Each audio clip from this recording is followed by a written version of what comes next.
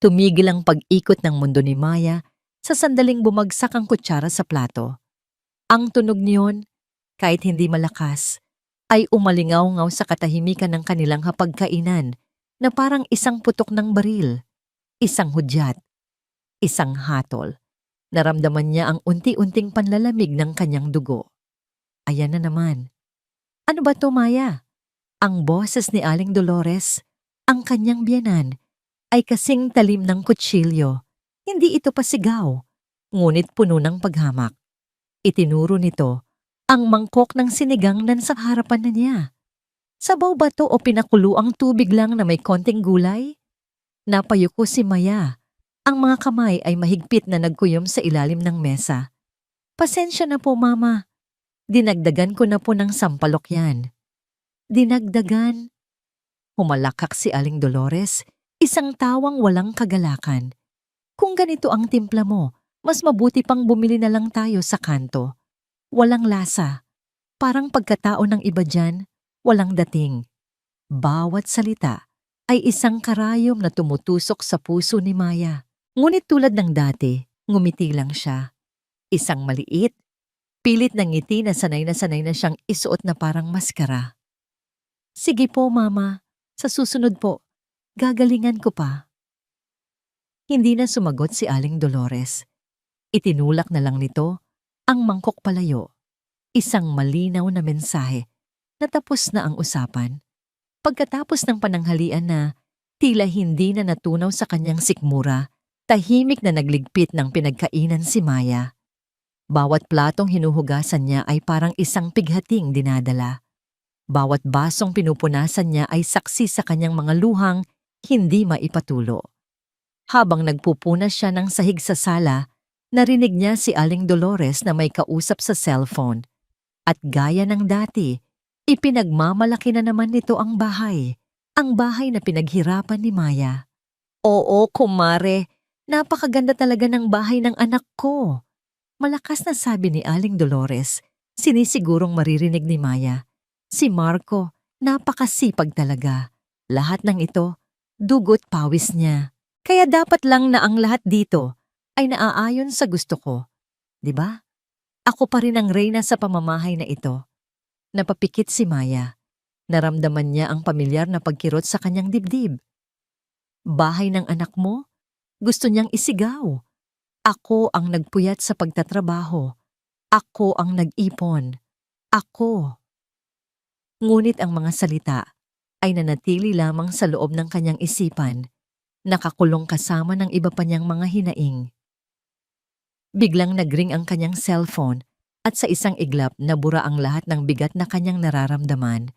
Nakita niya ang pangalan sa screen, Nanay LV. Dali-dali niyang sinagot ito. Ang boses ay agad na puno ng init. Nay, kumusta na po kayo? Ayos lang ako, anak. Sagot ng kanyang ina. Ang boses nito ay kasing lambing ng isang oyayi. Ikaw, kumusta ka riyan? Hindi ka ba pinapahirapan ng buhay may asawa? Natawa si Maya, isang tawang may halong pait. Okay lang po ako, Nay. Eto, abala sa gawaing bahay. Mabuti naman kung ganon. Oh, siya. May sasabihin akong magandang balita. Papunta ako dyan sa Maynila sa Sabado. Dadalawin kita. Miss na kita, anak. Isang malaking nangiti ang gumuhit sa mga labi ni Maya. Sa wakas, isang bagay na aasahan. Talaga po, Nay. Susunduin ko po kayo sa terminal. Ang saya sa kanyang puso ay umaapaw. Makikita niya ang kanyang ina. Mayayakap niya ito. Sa loob ng ilang araw, makakaramdam siya ng tunay na pagmamahal sa loob ng bahay na ito. Ngunit kasabay ng kagalakan, gumapang ang malamig na kaba sa kanyang sikmura. Paano niya ito sasabihin kay Aling Dolores? Matapos ang tawag, ilang minuto siyang tulala. Hawak ang cellphone. Pinag-iisipan niya kung paano bubuksan ang usapan. Bawat segundo na lumilipas ay lalong bumibigat ang kanyang dibdib. Huminga siya ng malalim. Kailangan niyang gawin ito.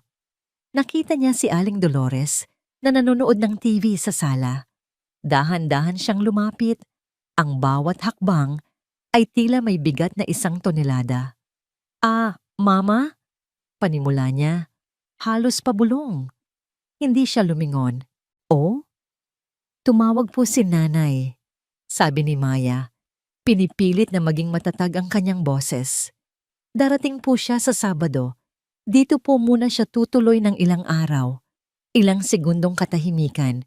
Patuloy lang sa panonood ng TV si Aling Dolores. Akala ni Maya ay hindi na ito sasagot. Ngunit dahan-dahan, lumingon ito sa kanya. Walang emosyon ang mukha nito. "Ganun ba?" Sabi lang nito. Malamig. "Oo po." Nauutal na sagot ni Maya. Tumango si Aling Dolores at isang kakaibang nangiti ang sumilay sa mga labi nito. Isang ngiting hindi umabot sa kanyang mga mata. Tinitigan nito si Maya mula ulo hanggang paa na para bang sinusuri ang isang bagay na nakakadiri. "Sige," sabi nito sa wakas. Ang boses ay biglang naging matamis sa isang paraan na nakakakilabot. "Hayaan mong dumating siya. Tutal, may balak din naman akong mag-imbita ng isang napaka-espesyal na bisita para sa hapunan." Kinagabihan, hinintay ni Maya ang pag-uwi ng kanyang asawang si Marco. Ang bawat tiktak ng orasan sa pader ay parang martilyong pumupukpok sa kanyang sentido. Ang matamis ngunit nakakakilabot ng ngiti ni Aling Dolores ay nakatatak sa kanyang isipan. Sino ang espesyal na bisita? At bakit kailangang isabay sa pagdating ng kanyang ina? Pagpasok ni Marco sa pinto, pagod mula sa trabaho, sinalubong siya ni Maya. Hinintay niyang makaupo ito sa sofa at inabutan ng isang basong tubig bago siya maglakas loob na magsalita. "Marco," panimula niya, pinipilit na maging kalmado ang kanyang boses. "Tungkol sa pagdating ni Nanay sa Sabado." "O bakit?" tanong ni Marco habang tinatanggal ang kanyang medyas. "Excited na ako makita si Nanay. Sinabi rin kasi ni Mama mo na may iimbitahan siyang bisita para sa hapunan." Sabi ni Maya, maingat sa bawat salita. "Hindi ba parang ang awkward naman? Baka mailang si Nanay." Nag-angat ng tingin si Marco, ngunit bakas sa mukha nito ang pag-iwas. "Hayaan mo na, Maya. Alam mo naman si Mama, gusto lang siguro niyang maging grand ang welcome para kay Nanay." Umiling si Maya. "Hindi ganun ang pakiramdam ko, Marco. Iba yung nangiti niya kanina." Bumuntong hininga si Marco, isang tunog na kabisado na ni Maya. Ito ang tunog ng pagsuko bago pa man magsimula ang laban. "Maya, please, wag na nating palakihin. Mabuti naman ang intensyon ni Mama. Gusto niya lang siguro ipakita sa nanay mo na maayos ang buhay natin dito." Ang mga salitang iyon ay parang isang malaking batong humarang sa kanyang lalamunan. Mabuti ang intensyon? Gusto niyang isumbat ang lahat. Ang walang lasang sinigang, ang masasakit na parinig, ang pag-angkin sa bahay na hindi naman ito pinaghirapan, ngunit alam niyang walang mangyayari. Magsasawa lang si Marco, mag-aaway lang sila, at sa huli, siya pa rin ang mag-isang haharap sa lahat. "Sige," sabi na lang niya. Ang boses ay mahina at puno ng pagkabigo. "Sana nga." Tumayo siya at pumasok sa kanilang kwarto. Iniwan si Marco sa sala. Ang pag-iwas nito ay mas masakit pa kaysa sa direktang panlalait ni Aling Dolores. Dahil sa pag-iwas na yon, nararamdaman niyang nag-iisa siya. Ganap na nag-iisa. Umupo siya sa gilid ng kama at niyakap ang kanyang mga tuhod. Napatingin siya sa paligid ng kwarto, sa mga pader na pininturahan niya. Sa sahig na siya mismo ang nagpakintab. Ang bahay na ito, hindi lang ito basta bahay. Ito ang pangarap niya, ang pangarap nilang mag-ina. Bigla, bumalik sa kanyang alaala ang isang hapon. 3 taon na ang nakalipas. Nasa loob sila ng malamig at tahimik na opisina ng bangko. Siya at ang kanyang nanay LV. Nasa harapan nila ang sandamakmak na papeles. Ang huling pag-asa ni Maya para makuha ang bahay na ito. "Pasensya na, Ma'am Maya," sabi ng bank manager. Ang boses ay puno ng panghihinayang. "Hindi po sapat ang income niyo as a teacher para ma-approve ang ganito kalaking housing loan. Gumuho ang mundo ni Maya. Naramdaman niya ang pag-init ng kanyang mga mata. Ilang taon niyang pinag-ipunan ng down payment.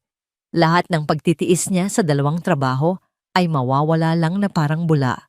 Ngunit bago pa man siya tuluyang panghinaan ng loob, nagsalita si Nanay LV. Paano kung ako ang co-maker? Tanong nito sa manager. May maliit akong pensyon at may titulo ako ng lupa sa probinsya. Pwede kong isangla. Nanay, hindi po. Mabilis na tanggi ni Maya. Hindi niyo kailangang gawin yan. Pera niyo po yan. Hinawakan ni Nanay LV ang kanyang kamay, mahigpit at puno ng determinasyon. Tumingin ito sa kanyang mga mata.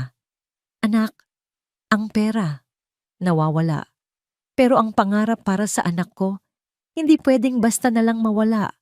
Para ito sa kinabukasan mo, anak. At sa harap niya, pinirmahan ng kanyang ina ang bawat pahina ng kontrata. Isinugal nito ang kakarampot na yaman na mayroon ito para sa kanya.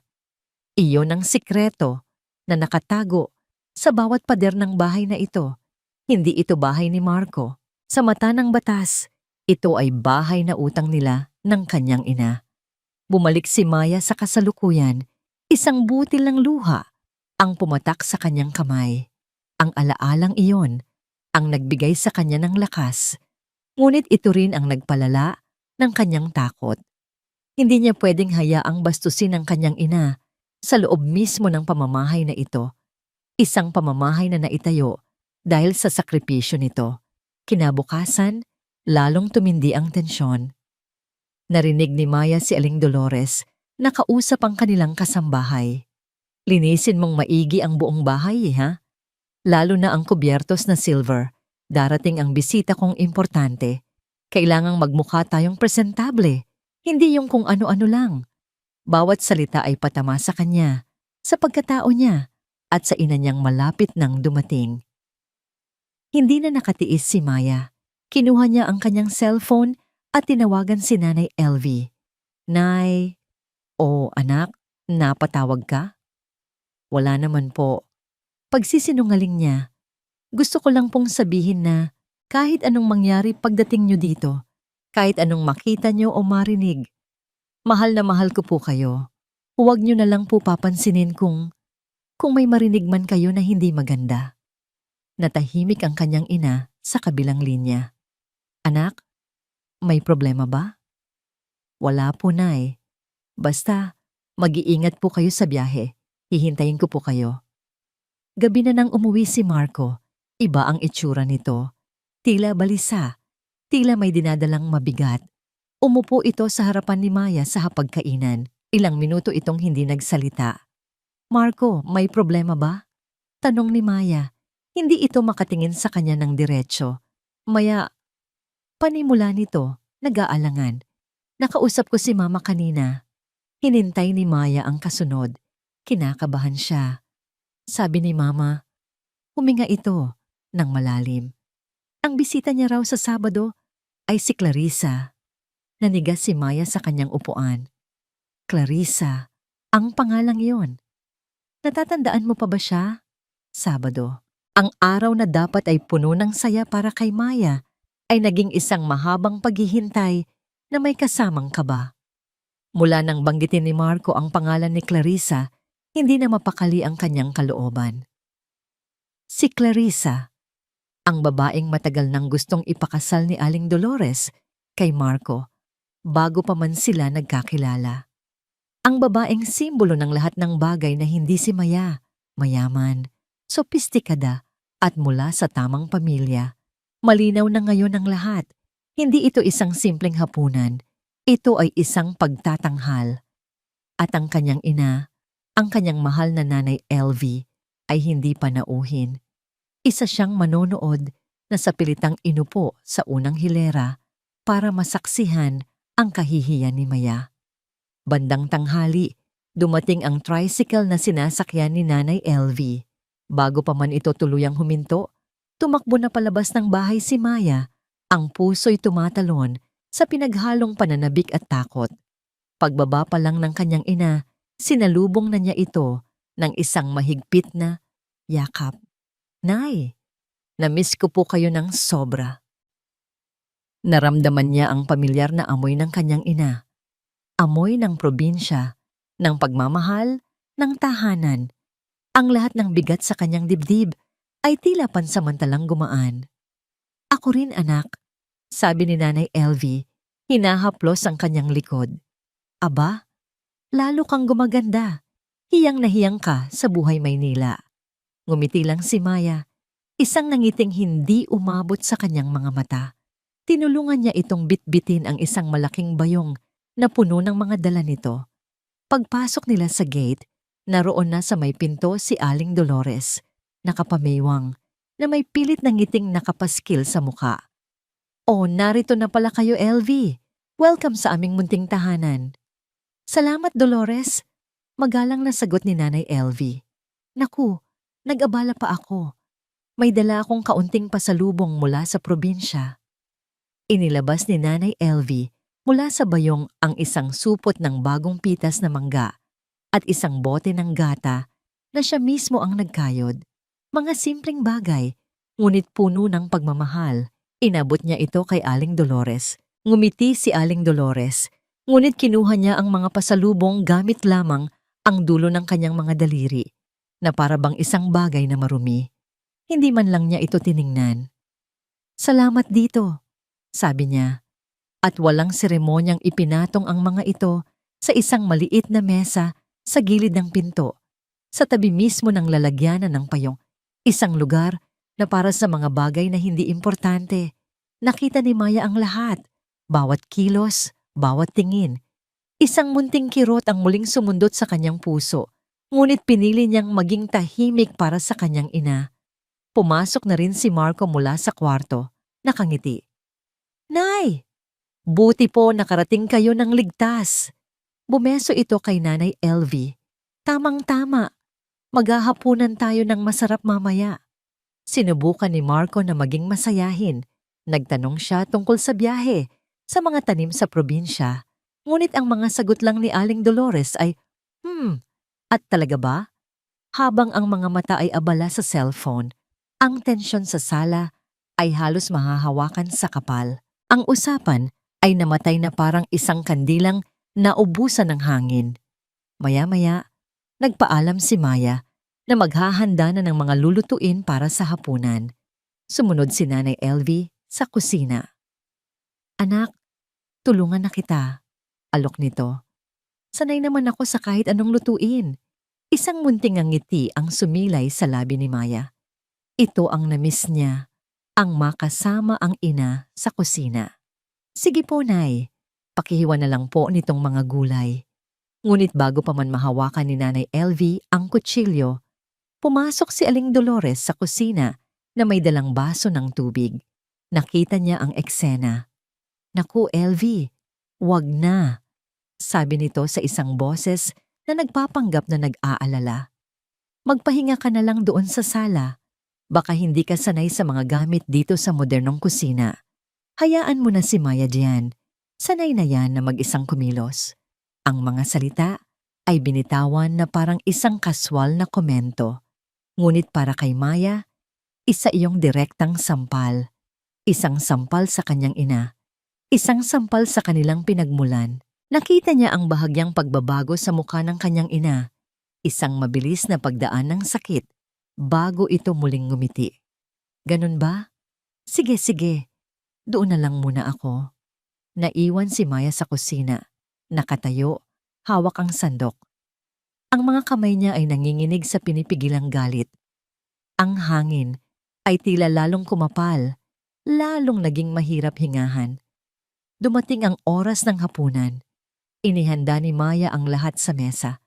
Ang bawat platong inilalapag niya ay parang isang bomba na anumang oras ay sasabog. Umupo na sila. Si Aling Dolores sa kabisera, si Marco sa tabi nito, si Maya at ang kanyang ina ay magkatapat. Ang katahimikan ay nakakabingi hanggang sa ding-dong. Tumunog ang doorbell, binasag ang katahimikan. Sa isang iglap, nagbago ang anyo ni Aling Dolores. Ang kaninang pagkabagot sa kanyang mukha ay napalitan ng isang masiglang ng ngiti. Mabilis siyang tumayo. Inayos ang kanyang damit at buhok. Ayan na siya. Masayang bulalas nito, ang boses ay puno ng pananabik na hindi nito ipinakita buong araw. Ang ating guest of honor, dumating na.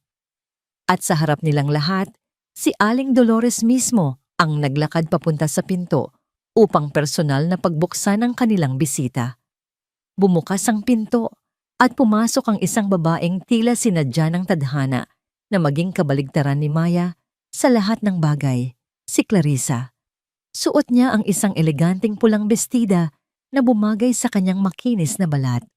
Ang kanyang buhok ay perpektong nakaayos at ang kanyang mga alahas ay kumikinang sa ilalim ng ilaw ng kanilang sala.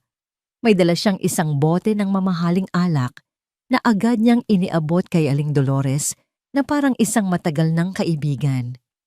"Tita Dolores, I missed you," sabi ni Clarissa. Ang boses ay matamis at puno ng kumpiyansa. Nagbeso-beso sila na tila ba pamilya na ang turingan. "Naku, iha, you look stunning." Tuwang-tuwang sabi ni Aling Dolores, hawak-hawak sa braso si Clarissa. "Halika, pumasok ka. I want you to meet everyone." Dinala ni Aling Dolores si Clarissa sa hapagkainan. Ang mga mata ni Maya ay nakatutok sa kanila. Ang kanyang puso ay bumibilis ang tibok. Nararamdaman niya ang bawat tingin, ang bawat ngiti. Ang lahat ng ito ay isang palabas at siya ang sentro ng pangungutya. "Clarissa, of course, you know my son Marco," panimula ni Aling Dolores. Ngumiti si Clarissa kay Marco, isang ngiting may halong landi. "Hi Marco, it's been a while. You look good." "Hi Clarissa, welcome." Formal na sagot ni Marco, halatang hindi komportable.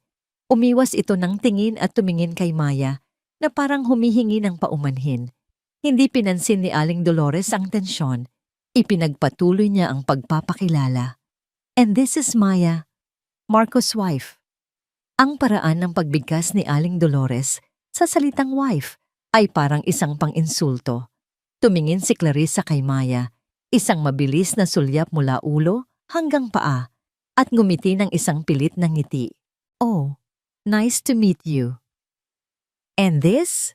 sabi ni Aling Dolores, ang boses ay bahagyang bumaba, na parang hindi ito gaanong importante. "Is Aling LV, Maya's mother."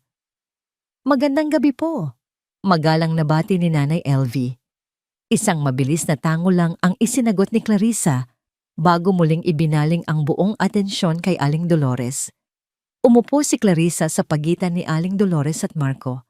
Isang pwestong sinadya para ipakita kung sino ang mas malapit sa pamilya.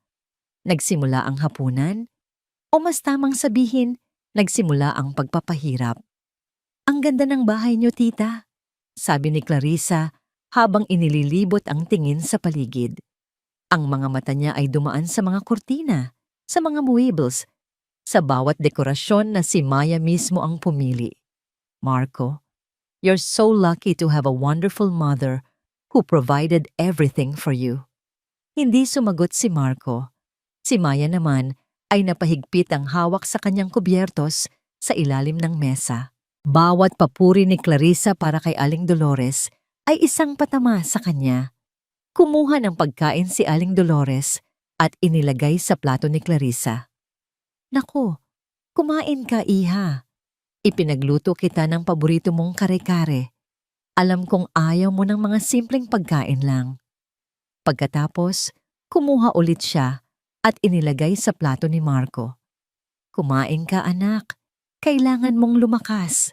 Ang plato ni Maya at ni Nanay LV ay nanatiling hindi nagagalaw ng serving spoon ni Aling Dolores. Tila ba hangin lang sila sa hapagkinan. Invisible, hindi umiiral. Sinubukang basagin ni Marco ang katahimikan. "So Clarissa, kumusta na ang business nyo?" "Oh, it's doing great," masiglang sagot ni Clarissa. "Daddy is planning to expand in Singapore. He was actually telling me na baka kailangan namin ng isang magaling na engineer tulad mo. You should visit our company sometime. Ah, mabuti naman, sabi lang ni Marco. Biglang bumaling si Clarissa kay Nanay LV na tahimik na kumakain mula kanina. Ang kanyang tono ay puno ng pagkukunwaring interes. Kayo po, Aling LV, ano po ang buhay sa probinsya? Marami po bang ahas doon? Nabulunan si Maya sa kanyang kinakain. Ang tanong ay napakawalang galang. Ngumiti lang si Nanay LV, isang nangiting puno ng pasensya. Ay oo, Ineng, maraming ahas sa probinsya, pero ang pinakamapanganib na ahas ay hindi yung gumagapang sa damuhan, kundi yung mga ahas na nag-aanyong tao. Natigilan si Clarissa, maging si Aling Dolores ay natameme, ngunit mabilis itong nakabawi. Humalakak ito ng malakas para takpan ang tensyon. Naku, palabiro pala itong si LV, sabi ni Aling Dolores. Ngunit alam ni Maya na hindi iyon biro. Ang buong hapunan ay nagpatuloy sa ganoong paraan, isang palitan ng mga nakakainsultong papuri at mga patutsadang nakabalot sa pekeng kabaitan. Si Maya ay parang isang bilanggo, pinapanood ang sarili niyang paglilitis. Ang kanyang tahanan ay naging isang entablado ng kanyang kahihiyan hanggang sa dumating ang huling pasabog. Biglang ibinagsak ni Aling Dolores ang kanyang kutsara at tinidor sa plato. Lumikha ng isang malakas na tunog na kumuha ng atensyon ng lahat. Tumingin siya ng diretso kay Nanay LV. Ang kanyang mga mata ay malamig at walang emosyon.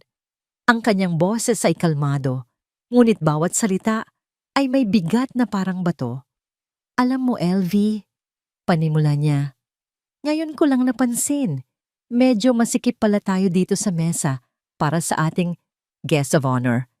Isang nakabibinging katahimikan ang bumalot sa kanila. Pwede bang makiusap? Pagpapatuloy ni Aling Dolores, ang bawat pantig ay isang insulto. Pwede bang doon ka na lang sa kusina kumain? Para naman maging komportable ang aming bisita. Namatay ang lahat.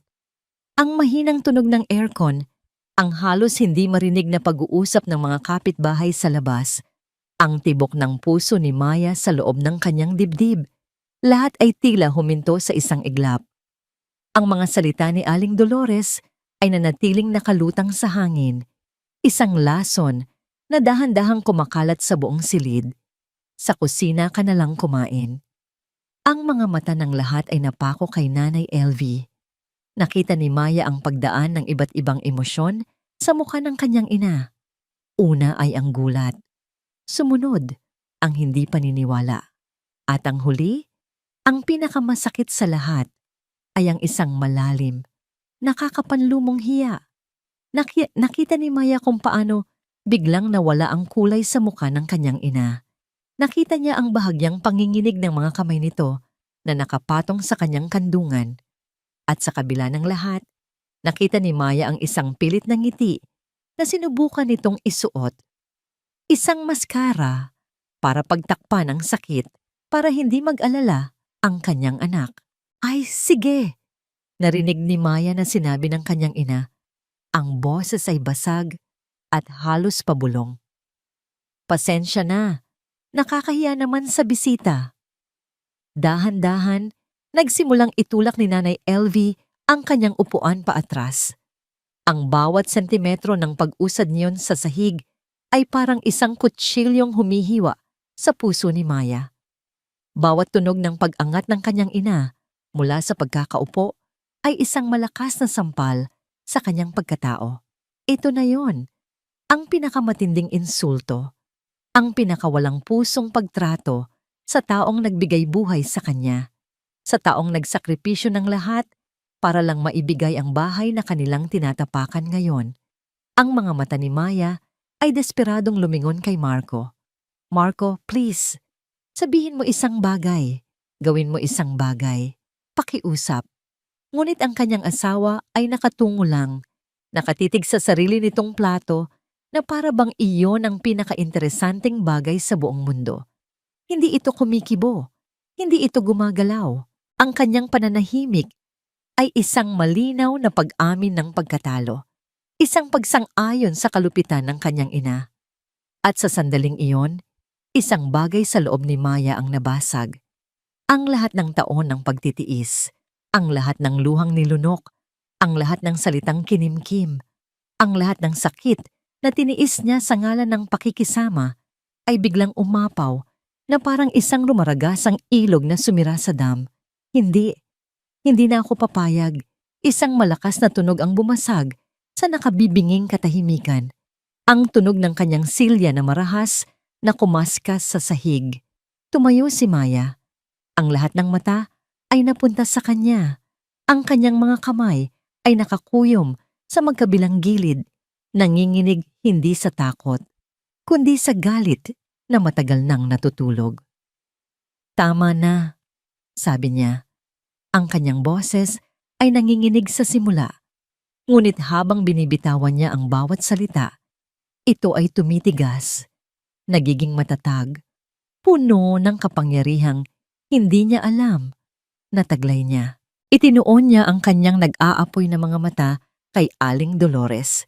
Sa unang pagkakataon, hindi siya yumuko, hindi siya umiwas. Tinitigan niya ito ng diretsyo.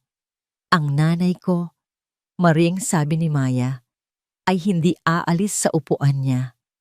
Hinawakan niya ang balikat ng kanyang ina na natigilan sa pagtayo. Dito siya uupo, sa lamesang ito, sa loob mismo ng bahay na ito. Ang bawat salita ay isang deklarasyon, isang pagbawi sa lahat ng ninakaw sa kanya. Natigilan si Aling Dolores, ang bibig ay bahagyang nakabukas sa gulat. Maging si Clarissa ay hindi makapaniwala sa kanyang nasasaksihan, ngunit hindi pa tapos si Maya. Bumaling ang kanyang malamig na tingin mula sa kanyang biyenan patungo sa kanilang bisita na ngayon ay namumutla na. Ang kanyang boses, nang muli siyang magsalita, ay kasing lamig ng yelo. Walang bakas ng pag-aalinlangan, walang bahid ng takot. At kayong dalawa, sabi niya. Ang kanyang tingin ay nagpapalipat-lipat kay Aling Dolores at Clarissa. Pwede bang umalis na kayo sa bahay ko? Huminga siya ng malalim at ibinigay ang huling hatol. Ngayon din. Nanigas si Marco sa kanyang kinauupuan. Ang kanyang utak ay tila tumigil sa pag-andar. Ang Maya na nakatayo sa harapan niya, matatag, matapang, ang mga matay nag-aapoy, ay hindi ang Mayang kilala niya. Hindi ito ang asawa niyang laging nakayuko, laging umiiwas sa gulo, laging nagpapasensya. Ang babaeng ito ay isang estranghero. Ang katahimikan ay sinira ng isang matinis na sigaw. Ano? Umalingaw-ngaw ang boses ni Aling Dolores sa buong bahay, puno ng hindi makapaniwalang galit. Pinapalayas mo ako? Sa sariling pamamahay ng anak ko? Ang mukha ng kanyang ina ay namumula sa galit. Ang mga ugat sa leeg nito ay lumitaw. Walang hiya ka. Matapos kitang patirahin dito, matapos kitang ituring na pamilya, ito ang igaganti mo sa akin. Isa kang ahas, Maya. Ahas! Automatikong kumilos si Marco. Tumayo siya. Ang mga kamay ay nakaamba na parang gustong awatin ang dalawang nag-uumpugang bato. Mama, Maya, tama na, pakiusap. Ngunit ang kanyang boses ay mahina. Walang bigat, walang nakarinig, o marahil, walang gustong makinig. Si Clarissa, na kanina'y sentro ng atensyon, ay tila gustong maging invisible. Ang kulay sa kanyang mukha ay nawala. Dali-dali siyang tumayo, kinuha ang kanyang bag, at halos madapa sa pagmamadaling makalayo sa gulo. Titita, I think I have to go. Hindi na niya hinintay ang sagot. Mabilis siyang naglakad palabas ng pinto. Dala ang kahihiyang hindi niya inaasahan. Ang pag-alis ni Clarissa ay lalong nagsilbing gasolina sa apoy ng galit ni Aling Dolores. Itinuon niyang muli ang kanyang tingin kay Maya. Tingnan mo ang ginawa mo. Napahiya tayong lahat dahil sa'yo. Bastos kang bata ka. Mas bastos po ang ginawa niyo sa nanay ko. Kalmadong sagot ni Maya. Hindi natitinag, lalong nagingit-ngit si Aling Dolores. Bumaling ito kay Marco ang mga matay nanlilisik. At ikaw, Marco, hahayaan mo lang na ganituhin ako ng asawa mo? Hahayaan mo lang na palayasin ako sa sarili kong teritoryo? Magsalita ka. Ang utak ni Marco ay parang pinipiga. Sa isang banda, nakita niya ang pagkapahiya ng kanyang ina. Sa kabilang banda, nakita niya ang katwiran sa mga mata ni Maya. Ngunit sa pagitan ng dalawang iyon, ang nanaigay ang takot. Ang takot sa galit ng kanyang ina na bumuo sa kanyang pagkatao mula pagkabata. Ma, hindi naman po sa ganon. Iyon lang ang lumabas sa kanyang bibig. Mahina, walang saysay. Humalakhak si Aling Dolores, isang tawang puno ng pait. Hindi sa ganon? Naririnig mo ba ang sarili mo? Kinakampihan mo ang babaeng yan? Itinuro niya si Marco. Ang daliri ay nanginginig. Pakinggan mo ako, Marco. Kung hindi mo tuturuan ng leksyon ng asawa mo, kung hindi mo siya ilalagay sa lugar niya, ituring mo nang wala kang ina. Mamili ka. At sa huling banta na yon, marahas siyang tumalikod. Padabog siyang naglakad palabas at ang sumunod na narinig nila ay isang malakas na kalabog ng pinto na yumanig sa buong bahay. Natahimik ang lahat. Ang tanging naririnig na lang ay ang kanilang mga hininga. Naiwan silang tatlo sa gitna ng nagulong hapagkainan. Si Nanay LV na nakatayo pa rin sa tabi ng kanyang upuan, ang muka ay puno ng pag-aalala. Si Maya na nakatayo pa ring matatag, ngunit bakas na sa kanyang muka ang pagod at sakit. At si Marco na nakatayo sa gitna ng lahat, nalilito at hindi alam ang gagawin. Ang isip niya ay naghahanap ng masisisi. Sino ang nag-umpisa? Bakit kailangang humantong sa ganito? Ang lahat ay tahimik at maayos kanina. Peki man ang kapayapaan na yon, iyon pa rin ang kapayapaang kinasanayan niya. Ang galit ng kanyang ina, ang kahihiyan, ang gulong ito. Dahan-dahan, bumaling siya kay Maya. Ang pagkalito, sa kanyang isip ay dahan-dahang nag-anyong paninisi. Tinitigan niya ang kanyang asawa at sa halip na yakapin ito, sa halip na tanungin kung ayos lang siya, isang tanong ang lumabas sa kanyang bibig. Isang tanong na puno ng hindi pagkaintindi at pagsisisi. Anong ginawa mo, Maya? Tanong niya. Ang boses ay mahina, ngunit may diin. Bakit kailangan mong palakihin ang gulo ng ganito? Kung ang mga salita ni Aling Dolores ay mga punyal, ang tanong ni Marco ay isang palakol na bumaon ng diretso sa puso ni Maya at biniyak ito sa dalawa. Anong sinabi mo? Nanginginig niyang tanong, hindi makapaniwala sa kanyang narinig. Ang lahat ng lakas na ipinunya kanina, ang lahat ng galit na nagbigay sa kanya ng tapang, ay biglang naglaho na parang bula. Sa isang iglap, bumalik siya sa dati, isang babaeng naghahanap ng pag-unawa sa mga mata ng kanyang asawa. Ngunit wala siyang nakitang pag-unawa roon. Ang nakita niya ay pagkadismaya, paninisi. Pinalaki ko ang gulo? Inulit ni Maya. Ang boses ay tumataas na. Marco, narinig mo ba ang sinabi niya sa nanay? Nakita mo ba kung paano niya tayo tratuhin sa sarili nating pamamahay? Pero hindi mo kailangang sumigaw. Ganti ni Marco, ang sariling pagkalito ay nagiging depensa. Hindi mo kailangang palayasin si Mama. Hindi mo kailangang ipahiya tayong lahat sa harap ni Clarissa. Si Clarissa? Halos pasigaw na, sabi ni Maya. Mas inaalala mo pa ang kahihiyan sa harap ng ibang tao kaysa sa kahihiyan ng sarili mong biyenan, ng nanay ko? Hindi naman sa ganun, Maya. Ang punto ko lang, may mas maayos na paraan para ayusin to. Pwede naman nating pag-usapan ng pribado. Humalakhak si Maya, isang tawang walang kagalakan. Pag-usapan? Marco, kailan? Kailan mo gustong pag-usapan? Kapag ang nanay ko ay kumakain na mag-isa sa sahig ng kusina, na parang aso, doon ba? Ang bawat salita niya ay tumatagos, at nakita ni Maya ang pagkataranta sa mga mata ni Marco. Hindi mo naiintindihan, Maya. Nanay ko pa rin yon. At nanay ko rin yon. Isinigaw ni Maya at sa pagkakataong ito, isang taksil na luha ang tuluyan nang pumatak mula sa kanyang mga mata. Nanay ko na ibinigay ang lahat para sa atin, para sa bahay na ito. At ikaw, wala kang ginawa. Nakaupo ka lang dyan. Nakinig ka lang habang binabastos niya ang nanay ko. Wala kang kwenta. Ang huling mga salita ay binitiwan niya na may kasamang sakit at galit. At alam niyang tumagos iyon. Nakita niya. Natigilan si Marco. Ang mukha niya ay namutla. Walang salitang lumabas sa kanyang bibig. Marahas siyang tumalikod, naglakad papunta sa kanilang kwarto at isinara ang pinto ng malakas. Ang kalabog niyon ay ang huling tunog ng kanilang pag-uusap. Ang huling pako sa ataol ng gabing iyon. Naiwan si Maya sa sala. Nanginginig, umiiyak. Ang katawan niya ay nanghihina na parang naubusan ng dugo. Naramdaman niya ang isang mainit na yakap mula sa kanyang likuran. Anak! Ang boses ni Nanay Elvie. Lumingon si Maya at isinubsob ang kanyang mukha sa balikat ng kanyang ina. Doon, humagulgol siya na parang isang batang nawawala.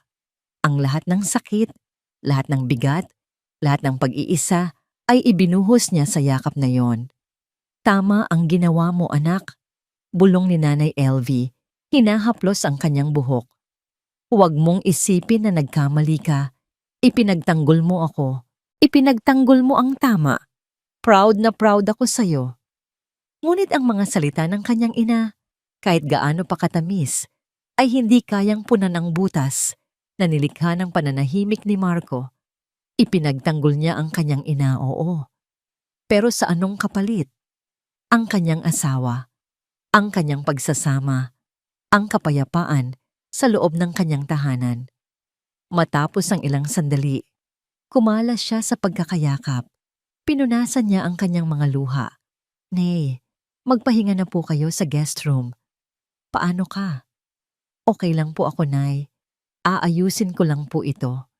Tumango si Nanay Elvie at pumasok na sa silid.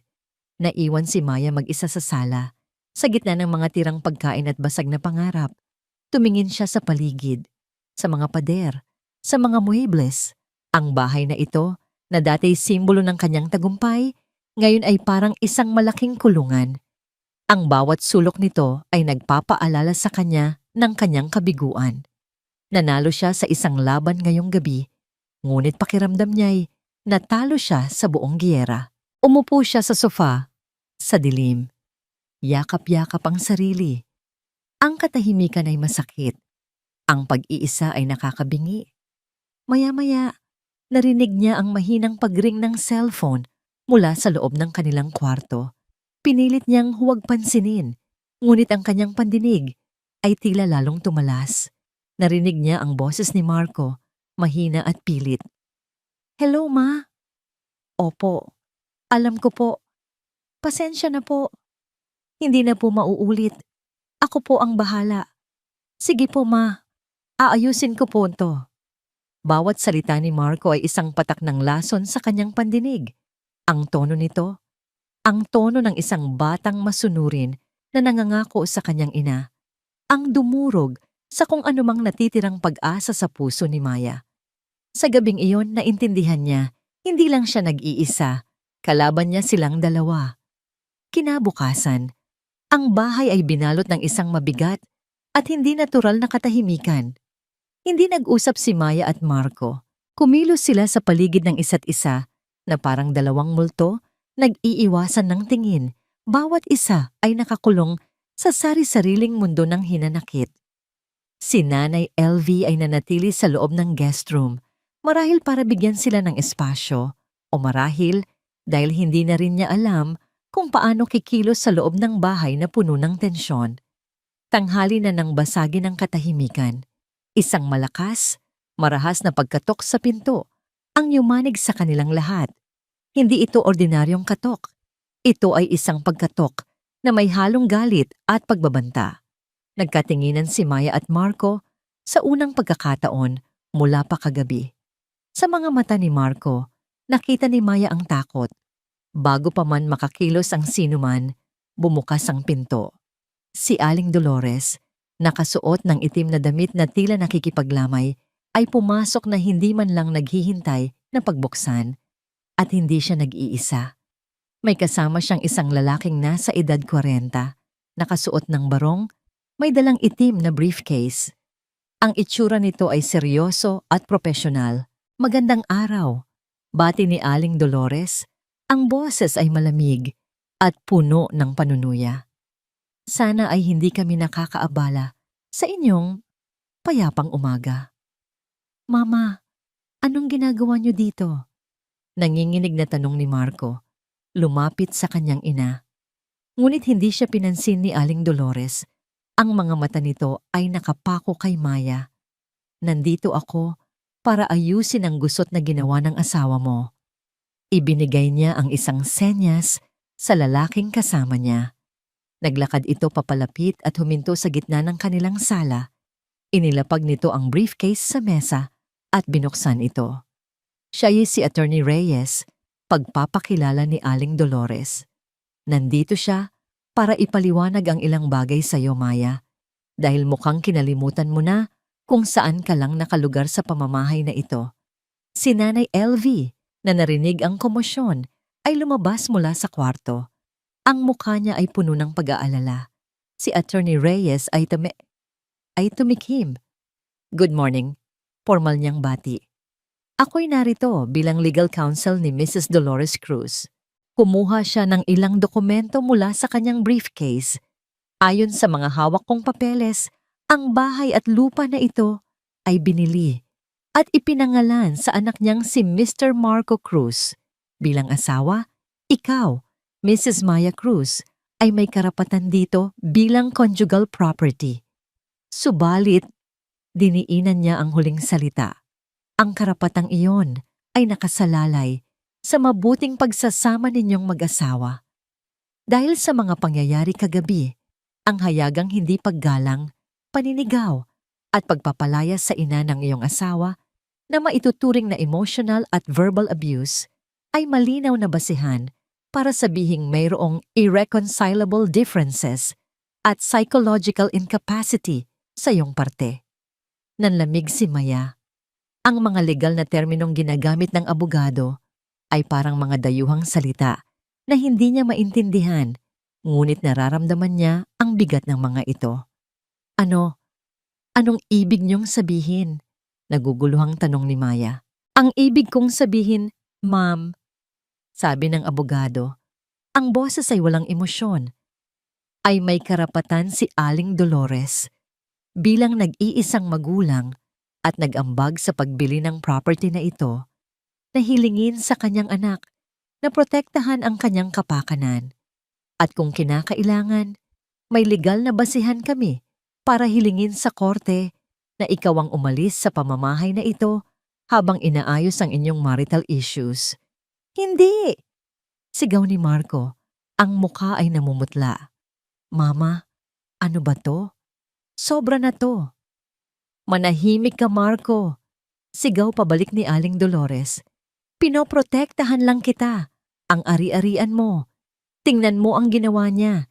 Isang araw ka lang niyang sinuway. Sa susunod, baka palayasin ka na rin niya sa sarili mong bahay. Humarap ang abogado kay Maya. Kaya Ma'am Maya, narito kami para magbigay ng isang simpleng mungkahi. Para maiwasan ang mas malaking gulo at pagdemanda, hinihiling namin na kusang loob kang umalis sa bahay na ito sa loob ng 24 na oras. Para lumamig ang ulo. Ika nga, ang buong silid ay umikot sa paningin ni Maya. Ang kanyang mga tuhod ay nanghina. Ito na ba yon? Matapos ang lahat ng sakripisyo, siya pa ang itataboy na parang isang magnanakaw sa sarili niyang pangarap? Tumingin siya kay Marco, naghahanap ng tulong, ng saklolo. Ngunit ang kanyang asawa ay nakatayo lang doon, tulala, punit sa pagitan ng kanyang ina at sa kanya. Tila na paralisa, ang pag-asa ni Maya ay unti-unting namatay. Nang akala niya ay tapos na ang lahat, nang handa na siyang sumuko, isang mahinahon, ngunit matatag na boses ang bumasag sa tensyon. Sandali lang po. Lahat sila ay napalingon. Si Nanay LV, na kanina patahimik sa isang sulok, ay dahan-dahang humakbang pasulong. Ang kanyang mukha ay kalmado. Walang bakas ng takot. Sa tingin ko, sabi niya habang tinitingnan ang abogado ng diretso sa mata, mayroon pong malaking pagkakamali sa mga dokumentong hawak ninyo. Ang simpleng pahayag ni Nanay LV ay nag-iwan ng katahimikan sa ere. Maging si Attorney Reyes ay bahagyang natigilan, tila hindi inaasahan ang pagsalungat mula sa isang babaeng sa unang tingin ay mukhang mahiyain at simpleng taga-probinsya. Anong ibig mong sabihin, LV? Tanong ni Aling Dolores, may halong inis at pagtataka. Huwag ka nang makisali dito. Usapan ito ng pamilya ko. Pamilya rin po ako dito. Mahinahong sagot ni Nanay LV. Hindi inaalis ang kanyang tingin sa abogado. Pagkatapos ay lumingon siya kay Maya. Anak, kunin mo ang folder sa loob ng maleta ko. Yung kulay brown. Nanghihina man, sumunod si Maya. Ang pagiging kalmado ng kanyang ina ay nagbigay sa kanya ng isang kakatwang lakas. Pumasok siya sa guest room, kinuha ang folder at bumalik sa sala. Iniabot niya ito kay Nanay LV. Hindi nagsalita si Nanay LV. Dahan-dahan niyang binuksan ang folder sa ibabaw ng center table, sa tabi mismo ng briefcase ng abogado. Kumuha siya ng isang makapal na dokumento. Ang mga pahina ay medyo luma na, at inilatag ito. Ang deed of sale, ang housing loan agreement, ang titulo ng bahay. Attorney Reyes, sabi ni Nanay LV, ang boses ay matatag. Pakiusap, tingnan ninyong mabuti ang mga papeles na ito. Lalo na po ang loan agreement mula sa bangko. Nag-aalangang lumapit ang abogado. Kinuha niya ang mga dokumento at sinimulang basahin. Si Aling Dolores ay nakatayo sa likod niya, sumisilip, ang mukha ay puno ng pagdududa. Habang binabasa ng abogado ang bawat linya, napansin ni Maya ang unti-unting pagbabago sa ekspresyon nito. Ang kaninang kumpiyansa ay napalitan ng pagkalito at pagkatapos ay nang hindi maitagong gulat. Ano yan? Anong nakasulat dyan? Naiinip na tanong ni Aling Dolores. Hindi sumagot ang abogado. Itinuon niya ang kanyang pansin sa isang partikular na pahina. Sa ilalim ng seksyon na Principal Borrower at Guarantor. Sa wakas, nag-angat ng tingin ang abogado hindi kay Aling Dolores, kundi kay Nanay LV. Ito po ang orihinal na kontrata? Opo, sagot ni Nanay LV. Bawat pahina po niyan ay may pirma ko. Anong kalokohan to? Singit ni Aling Dolores, inagaw ang papeles mula sa kamay ng abogado. Sinimulan niyang basahin ito ng mabilis. Ang kanyang mga mata ay nanlalaki habang hinahanap ang pangalan ng kanyang anak. Nakita niya ito. Primary buyer, Marco Cruz and Maya Cruz. Ayan. Sabi ko sa inyo, pangalan ng anak ko. Halos isigaw niya sa tagumpay. Basahin niyo pa po, Dolores. Mahinahong sabi ni Nanay LV. Basahin niyo po yung kasunduan sa pag-utang sa bangko. Nanginginig ang mga kamay ni Aling Dolores habang nililipat ang pahina. At doon, sa malinaw at hindi mapagkakailangang mga letra, nakita niya ito. Loan Borrower Mortgagor, LV. Santos Co-Borrower, Maya Santos Cruz. Ang pangalan ni Marco ay nandoon lang bilang co-owner upon full payment, ngunit ang buong responsibilidad ng milyon-milyong utang sa bangko, ang dugo at kaluluwa ng bahay na iyon, ay nakasalalay sa pangalan ng babaeng ilang oras lang ang nakalipas. Ay gusto niyang pakainin sa kusina. Hindi ito totoo. Bulong ni Aling Dolores, umiling-iling. Ito ay peke. Niloloko niyo kami. Hindi po iyan peke, ma'am. Sabi ni Attorney Reyes, na ngayon ay pawis na, ang profesionalismo ay biglang naglaho. Ang selyo ng bangko at ng Registry of Deeds ay narito. Ito ay isang legal at binding na dokumento. Paano? Paano nangyari to? Lumingon si Aling Dolores kay Marco. Ang mga mata'y naghahanap ng sagot. Marco, alam mo ba to? Si Marco, na kanina patahimik na nanonood, ay natigilan. Ang pagkalito sa kanyang muka ay dahan-dahang napalitan ng pag-unawa. At pagkatapos ay ng isang malalim na hiya, umiling siya. Hindi ko po alam, Ma. Tumingin siya kay Maya at sa unang pagkakataon, ang nakita niya sa mga mata nito ay hindi paninisi, kundi sakit. Ang sakit ng paglilihim na pinilit nitong dalhin mag-isa. Ang lahat ng yabang at galit sa katawan ni Aling Dolores ay biglang nawala. Napalitan ito ng isang anyo ng pagkatalo na hindi pa kailanman nakita ni Maya. Ang pundasyon ng kanyang kapangyarihan, ang paniniwalang pag-aari niya ang lahat dahil pag-aari ito ng kanyang anak, ay gumuho sa isang iglap. Humarap si Nanay LV kay Aling Dolores, wala nang galit sa kanyang boses. Ang naroon na lang ay isang malungkot na katotohanan. Hindi mo maaring palayasin ang anak ko, Dolores, sabi niya. Dahil kung mayroon mang isang taong may karapatang magpalayas ng kahit sino sa bahay na ito, hindi ikaw yon. Ang huling mga salitang yon ay binitawan sa isang nakabibinging katahimikan. Sa wakas, pagkatapos ng tila walang hanggang sandali, isang boses ang bumasag sa lahat. Si Marco. Hindi siya tumingin kay Maya, hindi rin kay Nanay LV. Nakatuon ang kanyang mga mata sa sarili niyang ina. Ang kanyang boses, nang siya'y magsalita, ay mahina, ngunit dinala nito ang bigat ng isang pinal na desisyon. Ma, sabi niya, tama na po. Umuwi na po kayo. Ang mga salita ni Marco ay binitawan ng walang galit, walang pagbabanta. Ngunit ang bigat ng mga ito ay mas matindi pa kaysa sa anumang sigaw. Ito ang tunog ng isang pinal na desisyon, ang tunog ng isang pagpili. Natigilan si Aling Dolores. Tumingin siya sa kanyang anak na para bang hindi ito nakikilala. Marco, anong sinasabi mo? Ako ang nanay mo. At asawa ko po siya, Ma. Sagot ni Marco. Sa wakas ay lumingon kay Maya. At biyenan ko po siya. Dagdag niya, tumingin naman kay Nanay LV. Ang bawat salita ay isang pag-amin sa kanyang pagkukulang. Si Attorney Reyes, na naipit sa gitna ng drama ng pamilya, ay dali-daling iniligpit ang kanyang mga gamit. Sa tingin ko, ay tapos na ang usapan dito. Pabulong niyang sabi. Mauna na ako. Walang pumansin sa kanyang pag-alis. Pinagtatanggol mo sila? Hindi makapaniwalang tanong ni Aling Dolores. Matapos ang lahat ng ginawa ko para sa'yo, ito ang isusukli mo sa akin? Sa unang pagkakataon, sa buong buhay ni Marco, tinitigan niya ang kanyang ina ng diretso sa mata, hindi bilang isang anak na takot, kundi bilang isang lalaking may sariling paninindigan. Ma, mahal ko po kayo, pero mali na po ito. Sobra na. Ang sakit at pagtataksil sa mukha ni Aling Dolores ay unti-unting napalitan ng isang malamig na galit. Kung ganoon, sabi niya, ang boses ay nanginginig. Mabuti pa ngang umalis na ako. Magsama-sama kayo.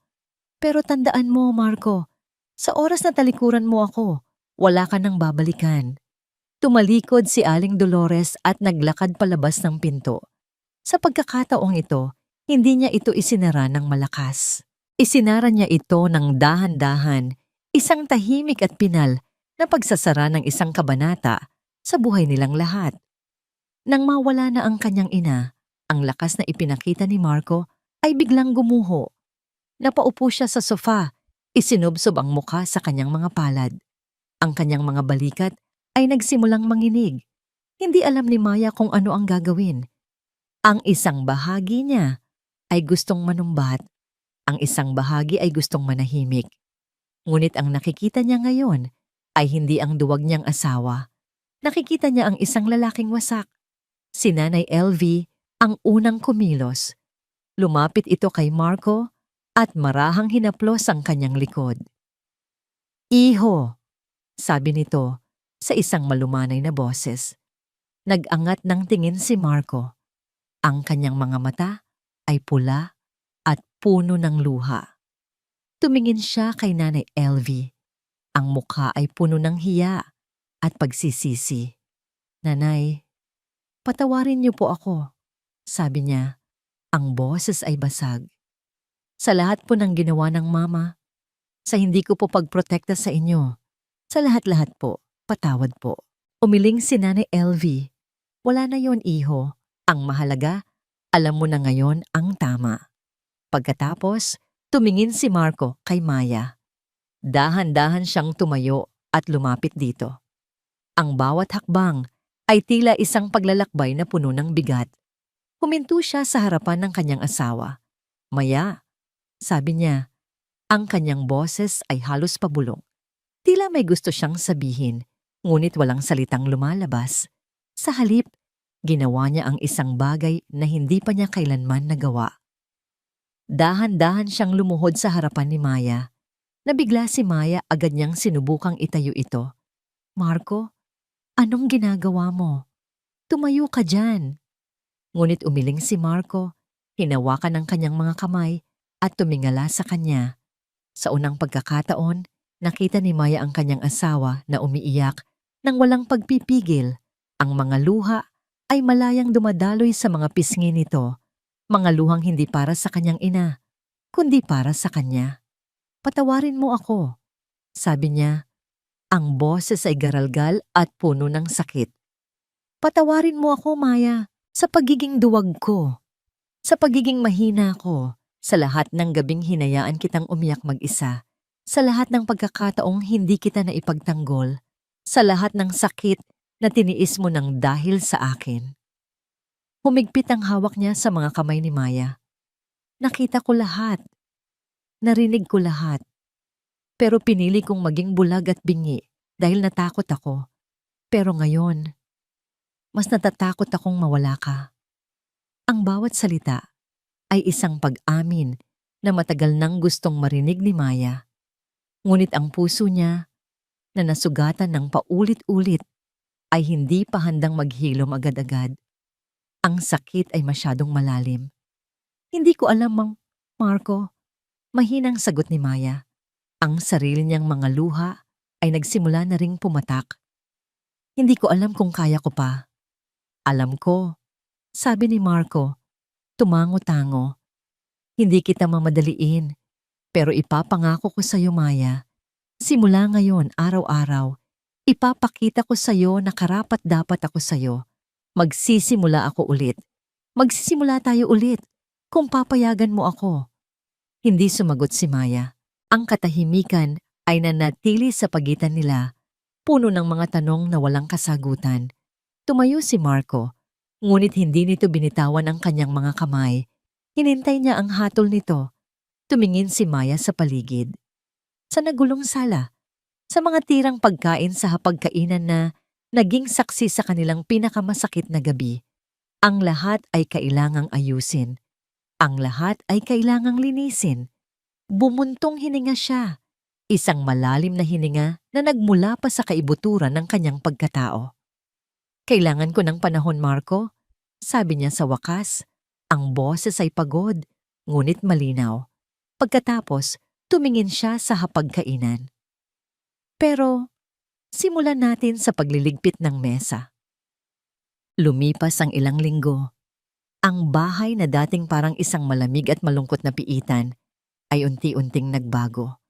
Ang mabigat na katahimikan ay napalitan ng mahihinang tunog ng normal na pamumuhay, ang kalansing ng mga kubyertos na hindi na nagdudulot ng kaba, ang tunog ng telebisyon na hindi na kailangang hinaan, ang mga pag-uusap na hindi na kailangang salain. Wala na si Aling Dolores. Pagkatapos ng araw na yon, hindi na ito bumalik o tumawag. Isang malaking espasyo ang iniwan niya. Ngunit sa halip na maging isang malungkot na kawalan, ito ay naging isang espasyo para sa hangin, para sa liwanag, para sa paghilom. Si Marco ay nagbago. Hindi ito isang mabilis o perpektong pagbabago, ngunit ito ay totoo. Araw-araw, may maliliit na bagay siyang ginagawa.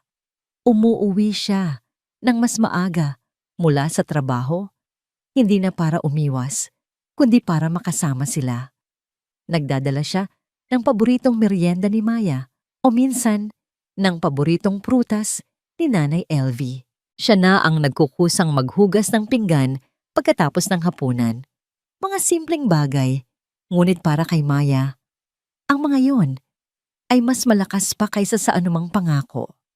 Isang hapon, naabutan ni Maya si Marco sa hardin kasama si Nanay Elvie. Magkatabi silang nag-aalaga ng mga halamang dinala ni Nanay Elvie mula sa probinsya na ngayon ay nagsisimula ng mamulaklak. Nagtatawanan sila tungkol sa isang bagay, isang simple, natural na tawanan. Napahinto si Maya sa may bintana, pinapanood sila. Isang maliit na ngiti ang sumilay sa kanyang mga labi, isang ngiting hindi napilit. Nagpasya si Nanay Elvie na manatili pa ng ilang linggo para samahan si Maya at marahil para na rin masigurong matatag na ang pundasyon ng bagong simula ng mag-asawa. Ang presensya niya sa bahay ay naging isang paalala ng pagmamahal na walang kondisyon. Iginagalang siya, pinapakinggan, at inaalagaan. Mga bagay na matagal nang ipinagkait sa kanya sa loob ng bahay na yon. Gabi. Pagkatapos ng hapunan, habang nagkakape sila sa sala, naglakas loob si Marco na buksan ang isang paksang matagal na nilang iniiwasan. Nakausap ko si Mama, sabi niya, nakatingin sa tasa ng kapeng hawak niya. Natahimik si Maya, hinintay niya ang kasunod. Tumawag siya. Pagpapatuloy ni Marco. Nangungumusta. Galit pa rin siya. Pero sa tingin ko, nalulungkot din. Sinabi ko sa kanya na mahal ko siya at palagi siyang magiging nanay ko. Pero sinabi ko rin na ikaw ang asawa ko at ito ang pamilya natin. At kailangan niyang igalang yon kung gusto niyang maging bahagi pa rin ng buhay natin. Nag-angat siya ng tingin kay Maya. Naglagay ako ng hangganan, Maya. Sa wakas. Sa mga mata ni Marco, wala na ang takot. Ang naroon ay isang kalmadong determinasyon, isang kapayapaang nagmumula sa paggawa ng tama. Tumango si Maya. Salamat, Marco. Iyon lang. Ngunit sa dalawang salitang iyon, naririnig ni Marco ang lahat. Ang pag-unawa, ang pagpapatawad, ang pag-asa. Kinagabihan, bago matulog, nakatayo si Maya sa harap ng salamin sa kanilang kwarto. Tinitigan niya ang kanyang refleksyon. Ang babaeng nakatingin pabalik ay hindi na ang babaeng laging nakayuko, laging takot. May mga marka pa rin ng sakit sa kanyang mga mata. Ngunit mayroon na ring bagong kinang, ang kinang ng lakas at paggalang sa sarili. Naramdaman niya ang mga braso ni Marco na yumakap sa kanya mula sa likuran. Ipinatong nito ang baba sa kanyang balikat. Nagtama ang kanilang mga mata sa salamin. Salamat, bulong ni Marco. Salamat sa hindi pagsuko sa akin. Humarap si Maya sa kanya at hinawakan ang kanyang mukha. Hindi pa tayo tapos, Marco.